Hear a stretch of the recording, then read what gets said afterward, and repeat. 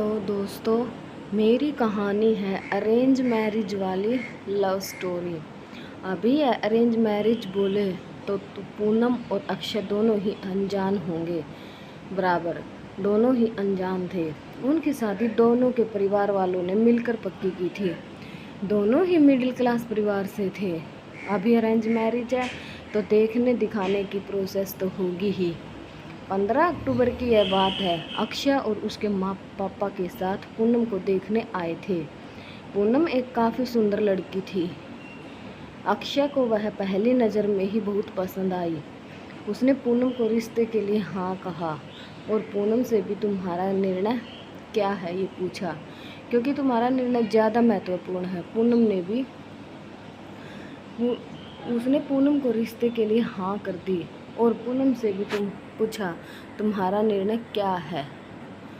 पूनम ने भी तुरंत ही हाँ कह दिया और बाद में दोनों की शादी की तारीख पक्की की गई। बहुत धूम धड़ाके के साथ दोनों की शादी कर दी गई।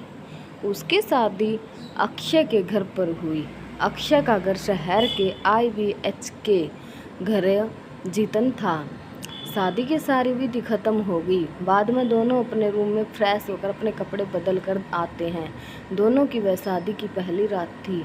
अक्षय धीरे से पूनम को आवाज़ देते हुए बोला, आज से हमारी नई जिंदगी की शुरुआत है। ऐसा बोलकर पूनम को गले लगाने की कोशिश करता है, पर पूनम उस पर चिल्लाती और बोलती है, मुझे ज़रा भी पसंद नहीं हो और मैं तुमसे प्यार भी नहीं करती थी, इसलिए मेरी तरफ से कोई भी उम्मीद मत रखना। अक्षय उसकी बातें सुनकर हैरान हो गया, पर हिम्मत करके उनसे पूछा, पूनम अगर ऐसा ही था तो तुमने मुझसे शादी क्यों की? मैंने तुम्हारे साथ ज़बरदस्ती नहीं की थी। मैंने पूछा भी था तुम्हें, फिर भी क्यों नहीं मना किया? इस बात पर पूनम बोली, मुझे मत पूछो, 2-3 महीने एडजस्ट करो और उसके बाद हम डिवोर्स लेकर अलग हो जाएंगे।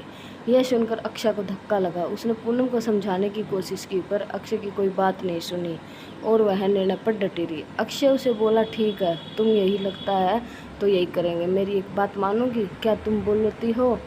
अक्षय बोलता है कि एक छोटी सी मदद करोगे? जब तक माँ पापा यहाँ तुम यहीं पर रहोगी। एक बार गांव चले गए तो फिर तुम्हारे मुताबिक होगा। तो दोस्तों, मेरी कहानी कैसी लगी? अच्छी लगी तो लाइक कर दियो, शेयर कर दियो, सब्सक्राइब कर दियो। धन्यवाद जी।